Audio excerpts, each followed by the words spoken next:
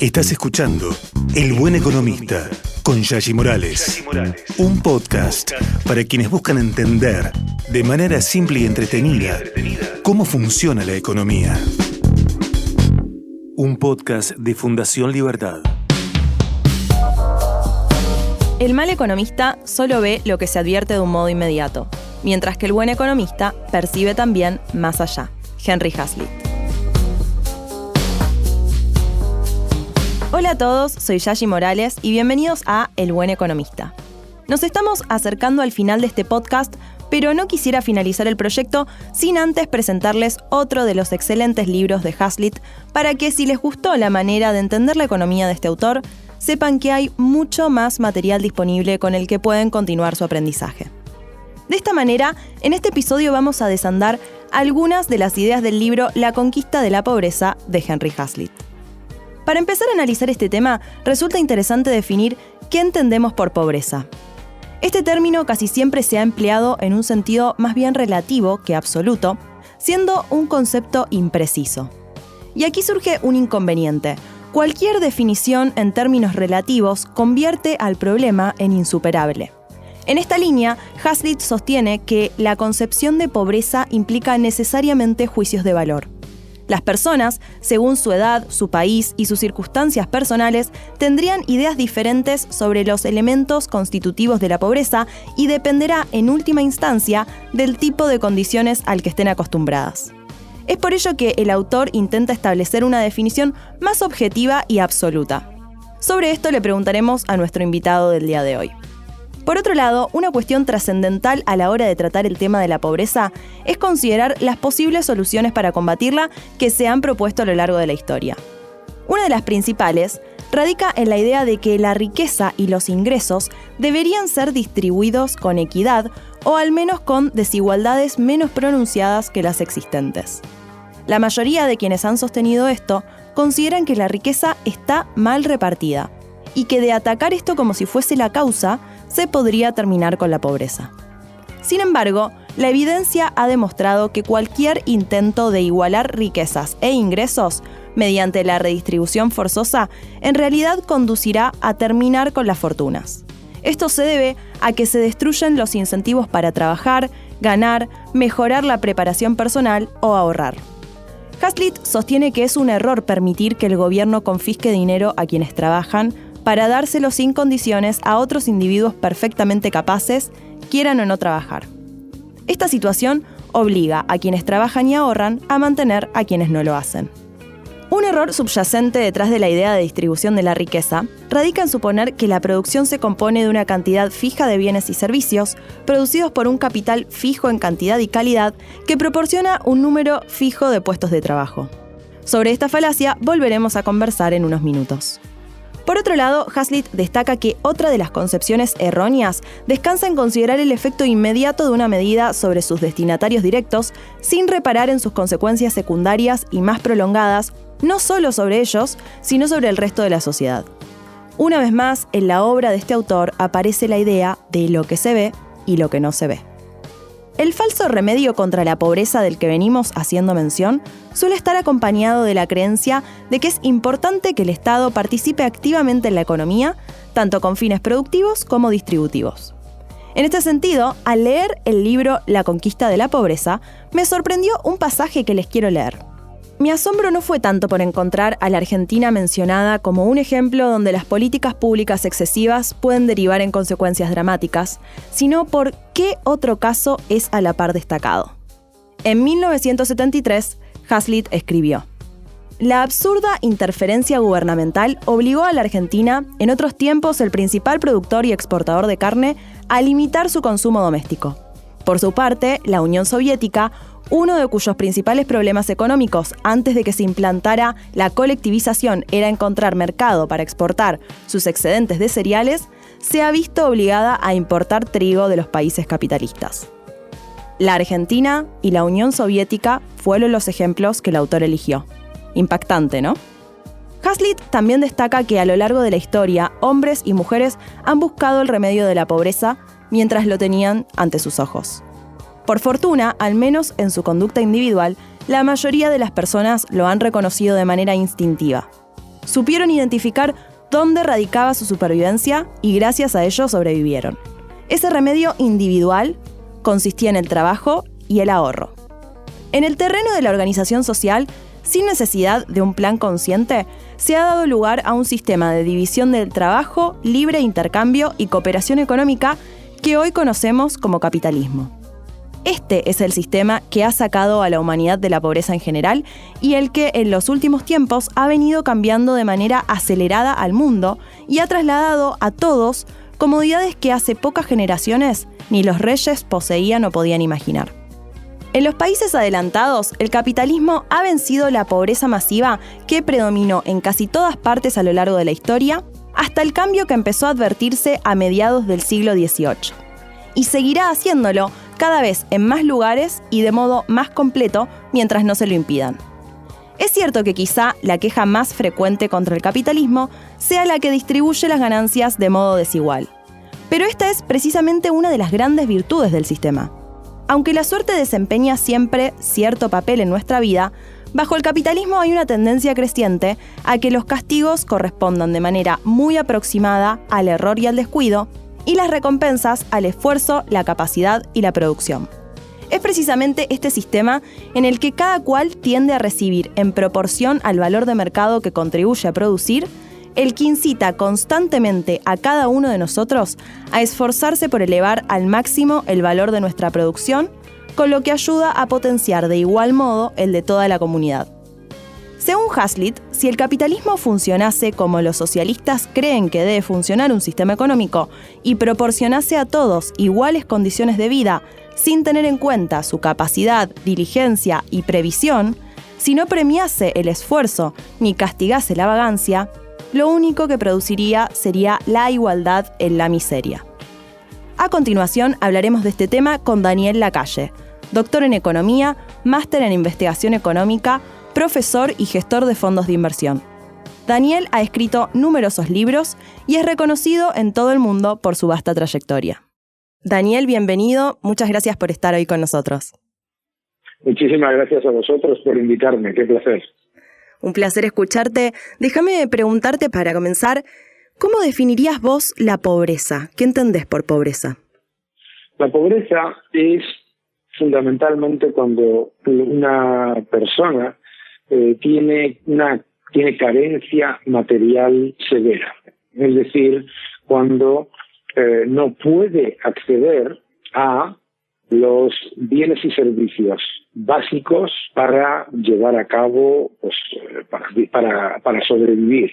Alimentación, obviamente refugio y lo que es, pues, los bienes y servicios básicos que podemos considerar necesarios para sobrevivir. Hay quienes, cuando hablan de pobreza, lo relacionan automáticamente con la redistribución de riqueza, asociando esto muchas veces como una solución posible. ¿Vos cómo lo ves a esto? Es un grave error, porque parte de la percepción de que la riqueza es como una torta que se puede repartir. La riqueza o se crea o se destruye, no es estática. Y hay una teoría repetida constantemente por el intervencionismo que nos dice que la solución a todo está en el reparto de la riqueza. La riqueza no es estática. Si, por ejemplo, hoy dejásemos de crecer, el valor de los bienes y servicios de la economía caería, entre otras cosas, porque, como hemos visto, en épocas de redistribución, como fue la Revolución Francesa, si se expropia los bienes a los ricos y a la Iglesia, ¿qué valor tienen esos bienes? Nada.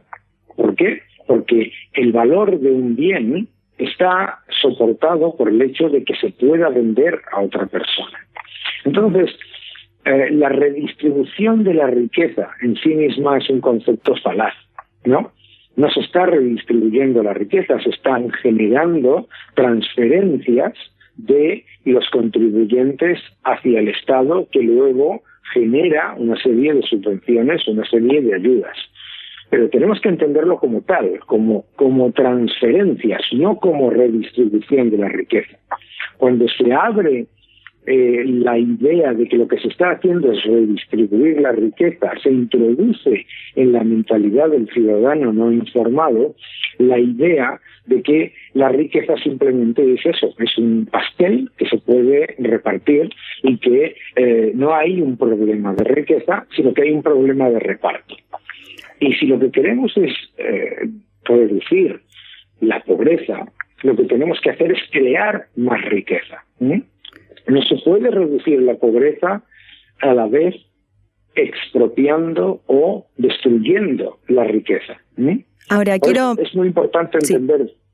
Sí, perdón. No, discúlpame, te quería hacer un punto ahí precisamente acerca de cómo combatir la pobreza, porque Hazlitt en un pasaje en su libro La conquista de la pobreza dice, donde tantas causas existen, el remedio no puede ser único. Entonces mi pregunta era un poco eso, ¿qué remedios existen? Y si es que vos también coincidís con esta idea de no hay uno solo, ¿y qué remedios existen para combatir la pobreza? Existen muchos, ¿no? El remedio desde luego no es único, ni muchísimo menos puede ser el Estado como proveedor de subvenciones. Todos entendemos el concepto de que es mejor enseñar a alguien a pescar que darle pescado gratuitamente, ¿no? Yo creo que hay muchos factores. El primero, por supuesto, es la libertad económica y el acceso al emprendimiento y a la generación de riqueza propia, ¿no? Es decir, dar oportunidades a los ciudadanos. El segundo, por supuesto, es la educación. La educación es clave como un factor de escala en lo que es la escalera social, ¿no? Hay otros factores muy importantes, ¿no? Como son pues el tener el acceso a crédito de una manera generalizada. Todos esos factores, la libertad económica, el emprendimiento, la educación, etcétera, son factores clave que no pueden venir exclusivamente del Estado, porque el Estado no te da la educación que necesitas, te da la educación que el Estado necesita que tú tengas, que no es lo mismo. Por lo tanto, educación, acceso a crédito, información, cooperación en grupos de pequeños empresarios, pequeños grupos de congregaciones de empresarios y de trabajadores, etcétera. Todo eso son factores que ayudan a reducir la pobreza, pero son muchos, ¿no? Y efectivamente hay que maximizar el potencial de todos ellos. Ahora, en este énfasis que haces en el ámbito privado, déjame preguntarte qué rol debería jugar el Estado en tu opinión, si es que le queda alguno, si es que tiene algo por hacer aquí, pero que si hay algo que tiene que hacer el Estado en torno de nuevo a pensar en disminuir la pobreza. El rol del Estado en la reducción de la pobreza es fundamentalmente uno, que es el de facilitar. El Estado tiene que dar los engranajes y las regulaciones que faciliten que la actividad privada alcance su máximo nivel de creación de riqueza y por lo tanto pues que el crédito, la información, el acceso a las herramientas necesarias para reducir la pobreza, a maximizar el empleo y a maximizar los salarios dentro del empleo con mayor productividad. Si lo pensamos, el principal factor de reducción de la pobreza es la educación y el empleo. Esos dos factores, en el Estado lo que tiene que hacer es facilitar, no los crea el Estado, no los hace el Estado. Y cuando el Estado se presenta como la solución al empleo, terminamos con problemas como lo que ocurre en Argentina o lo que ocurre en Grecia, ¿no? Lo que ocurrió en Grecia, ¿verdad? En el que hay lugares en los que el empleo público supera el empleo privado y se termina por destruir riqueza para todos, ¿verdad? Entonces, yo creo que el papel del Estado debe ser de facilitador, un Estado que no tenga como objetivo generar la solución a todo, sino facilitar que se maximicen los elementos que llevan a la reducción de la pobreza, que es el crecimiento empresarial, el aumento del tamaño empresarial, el empleo y con el empleo la productividad y con la productividad los salarios y con todo ello también la educación y el emprendimiento. Ahora, yo te escucho, Daniel, con tu claridad y me hace pensar, ¿por qué crees que quizá parte de la sociedad, no importa el porcentaje, pero una parte de la sociedad no percibe esto así como vos nos lo estás diciendo y cree que el Estado en realidad tendría que tener un rol mucho más activo, tendría que crear empleo, tendría que redistribuir la riqueza? ¿Por qué crees que es eso? ¿Hay un miedo, por un lado, se me ocurre quizá, a la responsabilidad de uno hacerse cargo? ¿Hay alguna ignorancia a lo mejor de la teoría económica? ¿Por qué crees que pasa esto? Bueno, son muchos años, décadas de adoctrinamiento por parte de los estados que utilizan una técnica muy típica de, por ejemplo, los estados extractivos, los estados represores, utilizan una técnica parecida a la técnica que utilizan los maltratadores, que es convencer a la persona maltratada de que sola no puede, que esa persona no tiene capacidad para nada, que no sirve para nada y que sin el maltratador, aparentemente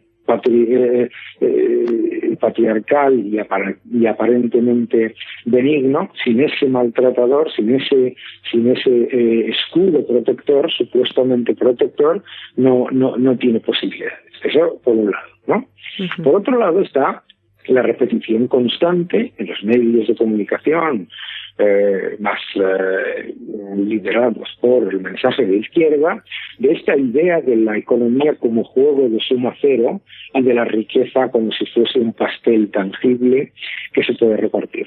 Claro. Porque claro, si yo le vendo a la gente que la economía es un juego de suma cero, a mí me va bien y a ti no te va tan bien, piensas que a mí me va bien porque a ti te va mal.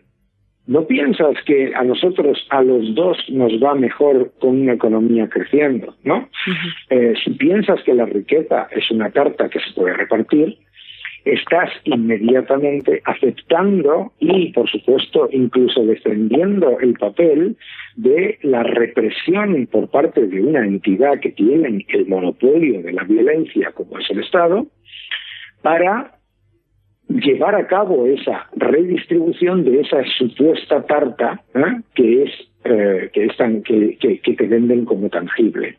Y por supuesto, hablabas de la palabra responsabilidad. La libertad viene con que es la responsabilidad. Y la responsabilidad muchas veces no es algo que algunos ciudadanos quieran tomar. Entonces prefieren entregar libertad y posibilidades de riqueza a cambio de quitarse la responsabilidad y entregar a un ente represor o redistribuidor, ¿no? ese papel, ¿no? Por lo tanto, yo creo que en general es una cuestión que en cualquier caso no funciona por una sencilla razón.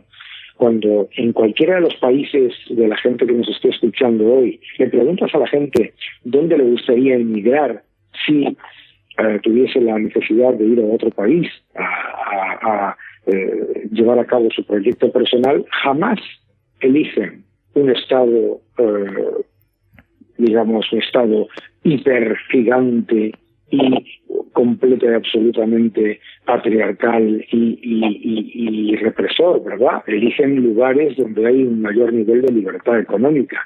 Por lo tanto, se entiende que la riqueza y las oportunidades vienen de la libertad económica. Qué bueno esto que comentás, porque imagino vos tendrás tus críticas quizás y algunas políticas en España y demás, pero no es casual que en este momento haya muchos argentinos emigrando a España, porque entienden que allá hay mayores grados de libertad, entre otras cosas, ¿no? Mucho en Argentina creo que hoy pesa la seguridad, pero eso ya es un tema para otro episodio, pero también es una búsqueda de libertad en ese sentido. Efectivamente, Argentina es un país que ha sido devastado por una concepción del Estado fagocitador, un Estado extractivo y confiscatorio, que ha convertido un país rico y con un enorme nivel de capital humano en un país pobre y empobreciéndose. Entonces yo creo que los ciudadanos argentinos, que son ciudadanos que tienen un enorme capital, como decía antes, ¿no? Que tienen un enorme valor, y ese capital humano se ve en todas las actividades que llevan a cabo, los ciudadanos argentinos, cuando emigran, buscan oportunidades en países en donde no tengas un Estado que destruya la moneda, como está ocurriendo en Argentina, que expropie la creación de riqueza, que penalice al que crea riqueza para mantener unas subvenciones en una moneda constantemente depreciada para otras partes. En realidad, Argentina es la demostración de que la riqueza no es una tarta que se redistribuye. Argentina es la demostración de un país que es rico, que podía ser muy rico y que se está empobreciendo por esa concepción de la economía como un juego de suma cero y por un Estado que funciona como un Estado depredador, que depreda y absorbe la creación de riqueza para mantener en una moneda constantemente depreciada una estructura clientelar que además lo único que genera es miseria, ¿no? Sin dudas. Pensaba una palabra que todavía no hemos mencionado, pero que gira en torno a todo esto que estamos hablando, que es el capitalismo. Hazlitt lo destaca como el sistema que ha reducido la pobreza a lo largo de la historia. Y una frase que también me resulta curiosa para preguntarte qué pensás. Hazlitt dice, la producción capitalista tiende constantemente a pasar a manos de quienes han mostrado ser más capaces. Mi pregunta es si hay lugar para todos en el capitalismo y si puede una persona no ser la más capaz en nada, en comparación con otras, ¿qué sucede en esos casos? Bueno, claro que hay sitio para todo el mundo del capitalismo, porque el capitalismo es la cooperación humana. El capitalismo, al final, no puede existir si la mayoría de las personas de una sociedad no están recibiendo de manera satisfactoria los bienes y servicios que desean. Es por lo tanto un sistema, primero es un sistema que es completa y absolutamente dinámico, no tiene un ente que ordene la planificación y por lo tanto por eso siempre está buscando maximizar el beneficio para la mayoría de las personas. Efectivamente, una persona que no tenga ninguna capacidad está también beneficiada por el capitalismo gracias a la creación de riqueza. Es decir, una persona pobre en un país capitalista es mucho más rica que una persona de clase media en un país de socialismo extractivo. Uh-huh. Y yo creo que esto es importante entenderlo, ¿no? Yo creo que además una persona, el capitalismo además funciona de una manera muy importante, que es solamente en una economía regida por la planificación encorsetada por el poder político, el socialismo, una persona puede ser considerada como una persona completamente inútil. El concepto de persona completamente inútil no existe en el capitalismo, porque las competencias de cada persona son completamente distintas y encuentran un lugar en el que pueden maximizar su valor. Por lo tanto, lo interesante del capitalismo es que supongamos que hay una persona que se autopercibe incorrectamente como que no tiene ninguna ningún valor o ninguna ventaja o ninguna competencia específica que destaque, digamos, claro.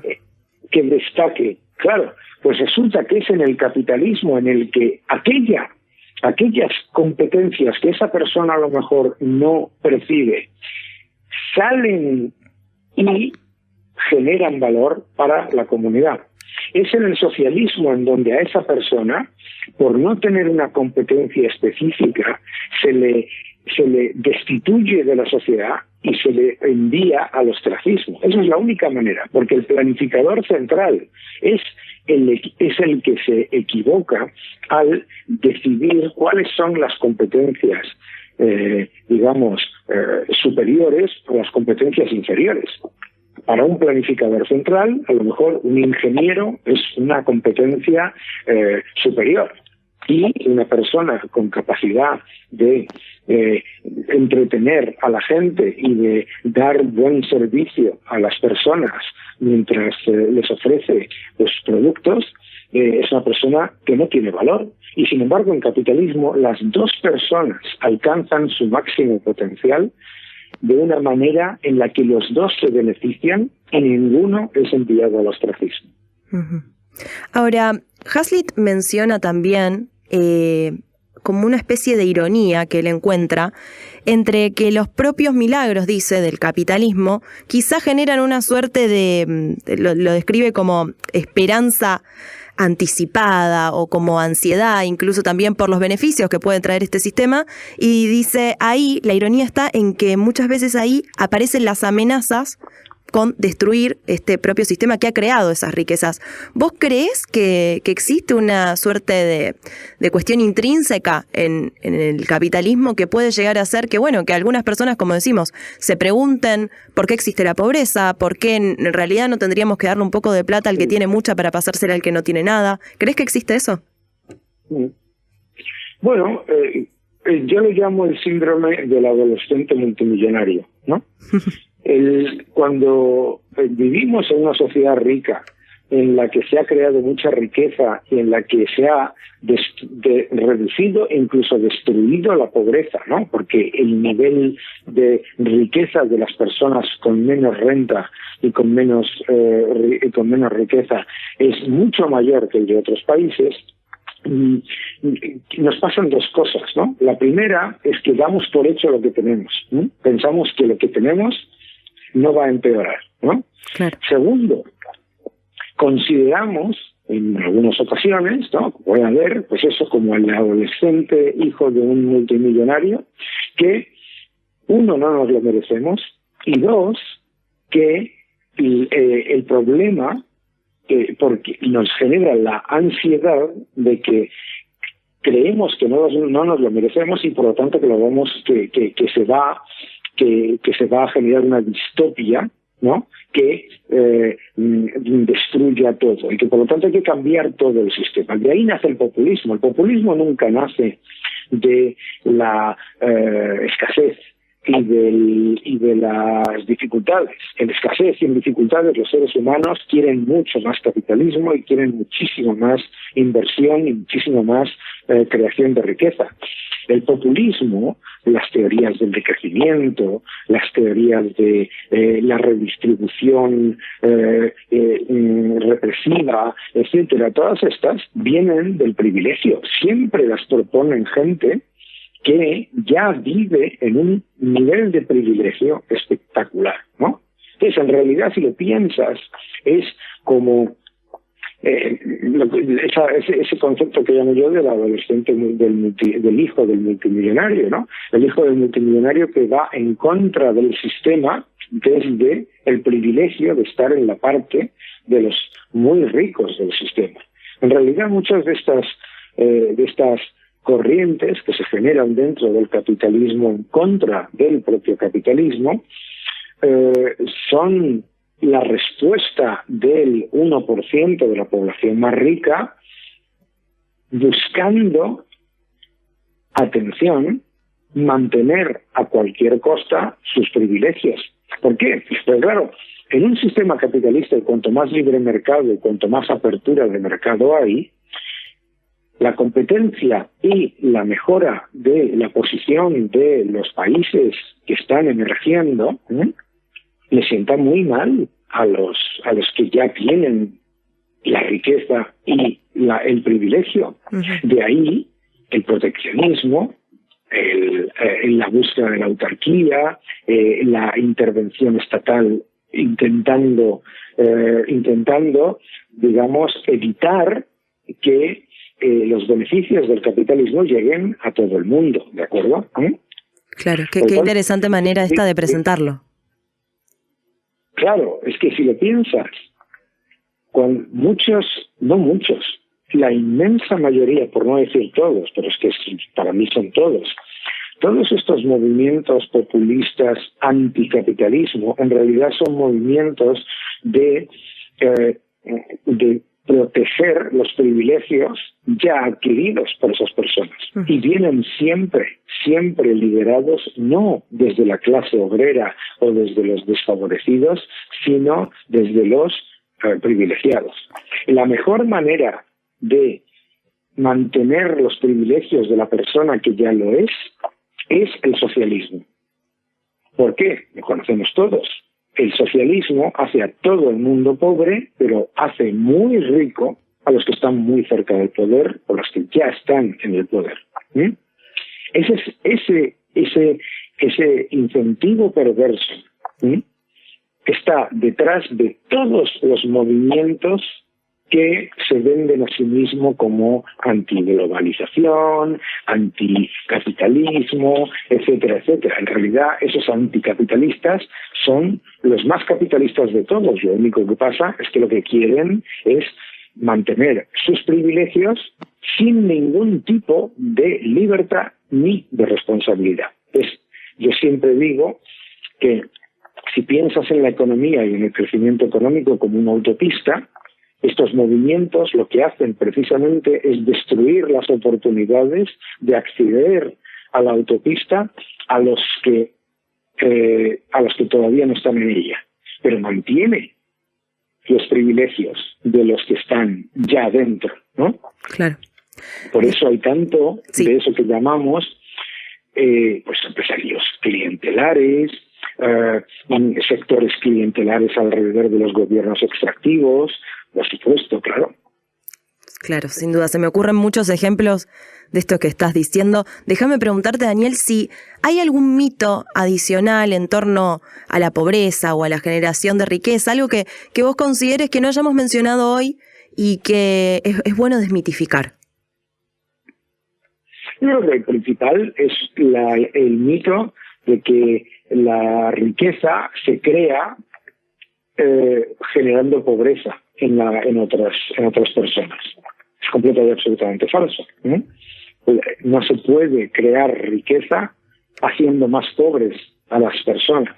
La única manera de crear y sostener la creación de la riqueza es consiguiendo que la inmensa mayoría de la población sea proporcionalmente o significativamente más rica. Por eso el populismo extractivo, la ultraizquierda, ya no habla de pobreza, habla de desigualdad. Claro. ¿Y por qué habla de desigualdad? Porque sabe que el capitalismo ha ganado la batalla de la pobreza. Pero claro, el crecimiento económico siempre va a ser desigual. Al centrar la atención en la desigualdad, pase lo que pase, hace dos cosas. Primero, enfrenta a contribuyentes de distintos niveles, no a la mayor desigualdad que es entre consumidores de presupuesto y contribuyentes. Pero lo que hace es sacar del debate al Estado y pelearnos a todos los ciudadanos, introduciendo el concepto de la envidia. Y la desigualdad, además, sin entender que la desigualdad es el progreso. La desigualdad mimética es extremadamente positiva. Si usted y yo nos conocemos y yo veo que usted le ha ido muy bien llevando a cabo una actividad, etcétera, y digo, oye, qué bien, pues eso yo quiero hacer algo parecido y me incentiva a mejorar, ¿no? La desigualdad mimética es muy positiva, ¿no? Y estar constantemente entrando en el concepto de desigualdad, lo que hace literalmente es desviar la atención sobre el Estado que absorbe y consume riqueza hacia criticar y enfrentar a distintos niveles de creadores de riqueza. Clarísimo. La verdad que es muy, muy clara la explicación en torno, bueno, a todos estos mitos que están siempre vigentes y como además ya dijiste, lamentablemente a veces reinan en la educación y en los medios. Me parece que es muy importante escucharte en estos momentos para entender por qué tantas cosas que escuchamos a veces no son así. Para terminar, me gustaría preguntarte algo que le hago llegar a todos los invitados que pasan por este podcast. Si tuvieras que recomendarle un libro a un joven que intenta comprender mejor el funcionamiento de la economía, ¿cuál sería y por qué? Bueno, yo creo que le recomendaría de Thomas Sowell, Economía Básica, porque es un libro fantástico que además es muy fácil de leer, es muy sencillo de comprender los conceptos y desmonta muchísimos de estos mantras y mitos que nos repiten constantemente en los medios de comunicación. Economía Básica de Thomas Sowell. Excelente. Bueno, muchísimas gracias, Daniel, por tu tiempo. Fue un placer tenerte aquí con nosotros. Un placer estar con todos vosotros. Un fuerte abrazo. Y así llegamos al final del episodio de hoy. Les agradezco por haberme acompañado una vez más, los espero la próxima semana y recuerden, hoy es ya el mañana que nos aconsejaba despreciar el mal economista de ayer. Hasta pronto. Esto fue El Buen Economista con Yashi Morales. Si te gustó, no te olvides de suscribirte para enterarte de nuevos episodios. Hasta la próxima. Un podcast